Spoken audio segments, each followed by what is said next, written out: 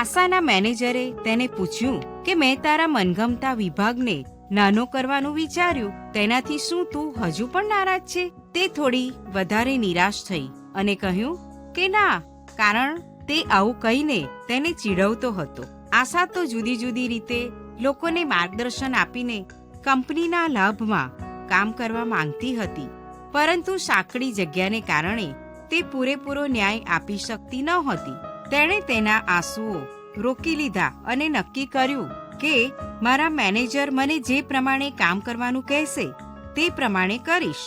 હા, તે તેની ઈચ્છા મુજબ જે કરવા માંગતી હતી તે હવે નહીં કરી શકે, પરંતુ હજી પણ તેણે તેની શ્રેષ્ઠ ક્ષમતા મુજબ કામ કરવાનું ચાલુ જ રાખ્યું. બાઇબલમાં પિત્તરના પહેલા પત્રના 2 અધ્યાયની 13મી કલમમાં કહેવામાં આવ્યું છે કે તમે માણસોએ સ્થાપેલી દરેક પ્રકારની સત્તાને પ્રભુની ખાતર આધીન રહો. હા, જ્યારે આપણા કામના સ્થળે પરિસ્થિતિ કઠણ હોય ત્યાં પ્રામાણિકતા જાળવવી ઘણી અઘરી બની જતી હોય છે, પરંતુ અહીં પિત્તર આપણને સારું કરવાનું ચાલુ જ રાખવાનું કહેતા 12મી કલમમાં જણાવે છે કે વિદેશી લોકોમાં તમે તમારા આચરણ સારા રાખો, જેથી તેઓ તમને દુષ્ટ સમજીને તમારી વિરુદ્ધ બોલે ત્યારે તેઓ તમારા સારા કામ જોઈને ન્યાયીકરણને દિવસે ઈશ્વરની સ્તુતિ કરે.